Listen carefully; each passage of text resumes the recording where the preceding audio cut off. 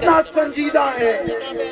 پوری بلوچ قوم اس وقت اس مسئلے کو لے کر سنجیدہ ہے، لیکن ایک سنجیدہ نہیں ہے تو وہ یہ ریاست سنجیدہ نہیں ہے.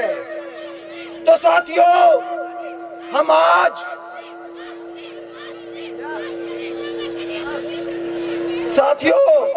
ہم آج ریاست کو یہ بتانا چاہتے ہیں کہ ریاست اس وقت اسلام آباد میں بیٹھی بلوچ بچیوں کے ساتھ جو کچھ کر رہی ہے وہ سراسر غیر آئینی اور غیر قانونی ہے. دیکھیے، ریاست جو یہ غیر قانونی غیر آئینی کھیل کھیل رہی ہے، یہ 70 کی دہائی میں بھی اس نے کیا تھا. اور ریاست کو یہ یاد رکھنا چاہیے کہ جب 70 کی دہائی میں اس نے یہی ہولناک کھیل، بدترین کھیل، غیر آئینی کھیل بنگالیوں کے ساتھ کیا تھا، تو اس کا جواب بنگالیوں نے کیا دیا تھا؟ یہ حقیقت ہے ساتھیوں کہ دنیا میں یہ پہلی بار ہوا تھا کہ ایک اکثریتی قوم نے اقلیت سے اپنا ملک علیحدہ کیا تھا. آج ہم سمجھتے ہیں کہ ریاست کو ہوش کے ناخن لینے چاہیے، لیکن افسوس ساتھیوں، صد افسوس، یہ ریاستی ادارے رات کی تاریکی میں درجنوں گاڑیوں میں، سینکڑوں کی تعداد میں، ہاتھوں میں مسلح جنگی اسلحہ لے کر اپنے شہریوں کے گھروں کو گھیرتے ہیں. انہیں شرم نہیں آتی؟ شیم! ان ریاستی اداروں کو شرم نہیں آتی جب یہ اپنے شہریوں کے گھروں کو گھیرتے ہیں؟ دوستو، اس وقت یہ چادر اور چار دیواری کا تقدس پامال کرتے ہیں. پاکستان کے آئین میں درج ہے کہ پاکستانی ریاست چادر اور چار دیواری کے تقدس کو پامال نہیں ہونے دے گی. لیکن یہ ریاستی ادارے جب تربت میں، جب مکران میں، جب خاران میں، جب کوئٹہ میں، جب ہب میں لوگوں کے گھروں میں داخل ہوتے ہیں تو یہ دروازہ نہیں بجاتے، یہ کنڈی نہیں کھٹکھٹاتے، یہ دروازے توڑ کر، دیواریں پھلانگ کر ان گھروں میں داخل ہوتے ہیں. تو دوستو، ساتھیوں، نوجوانوں، ہمیں سمجھنا چاہیے کہ یہ ریاست اپنے بنائے ہوئے آئین پر عمل نہیں کرتی.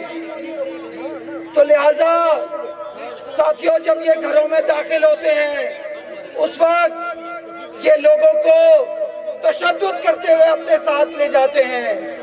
یہ نہیں بتاتے کہ انہیں کہاں لے کر جا رہے ہیں، یہ نہیں بتاتے کہ ان کا قصور کیا ہے. کیونکہ ساتھیوں، جن لوگوں کو یہ گرفتار کرتے ہیں ان کا کوئی قصور نہیں ہوتا. ان کا قصور صرف یہ ہے کہ وہ باشعور ہیں، آپ کی طرح، ان نوجوانوں کی طرح باشعور ہیں. وہ سوال کرتے ہیں، وہ ریاست سے سوال کرتے ہیں، وہ ریاست سے پوچھتے ہیں وہ کیا چاہتے ہیں. وہ کہتے ہیں کہ ہمارے ساحل ہمارے ہیں، ہمارے وسائل ہمارے ہیں.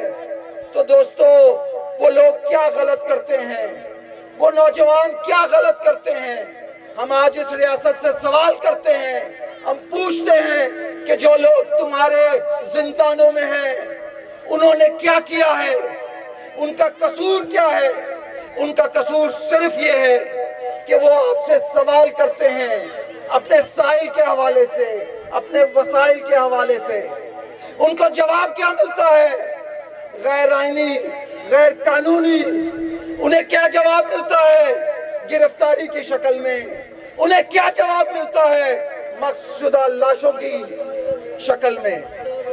ساتھیوں، یہ جو ماورائے عدالت قتل ہو رہے ہیں تربت میں، یہ جو بالاج کو ریاستی اداروں نے بے شرمی سے، بے غیرتی سے قتل کیا۔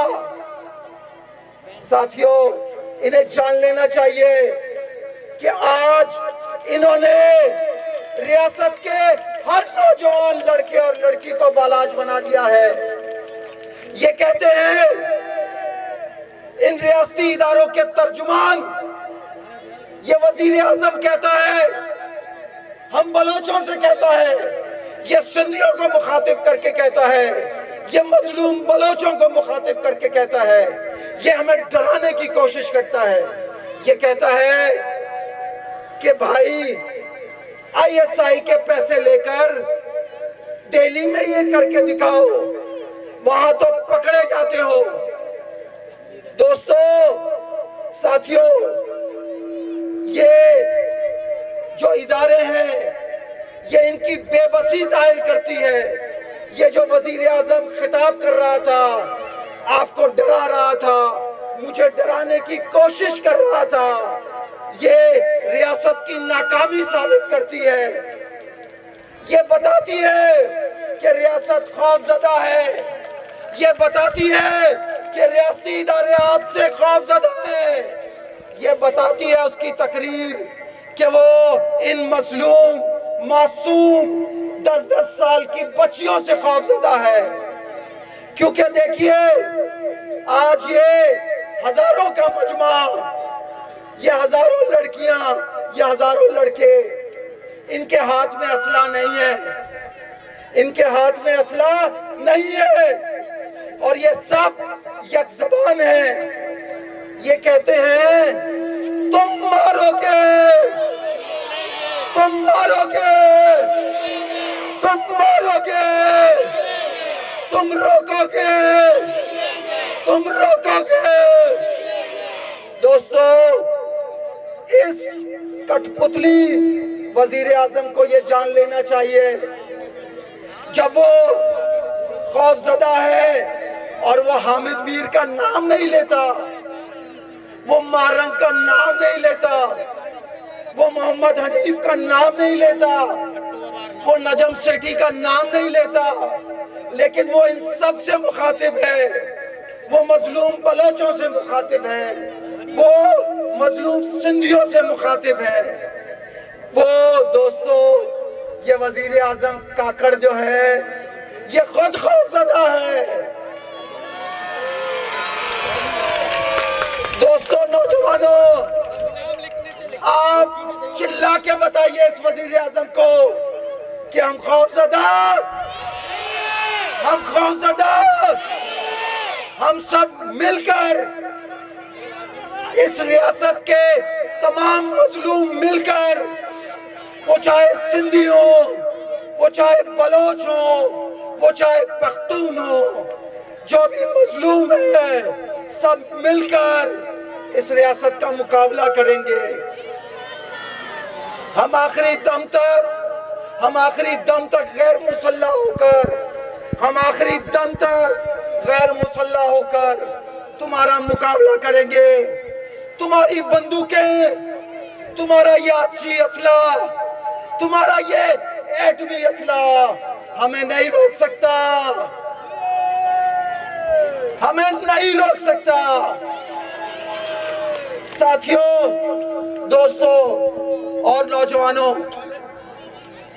دیکھیے، یہ ریاستی ادارے غیر قانونی، غیر آئینی کام کر رہے ہیں، یہ آئین کی دھجیاں بکھیر رہے ہیں۔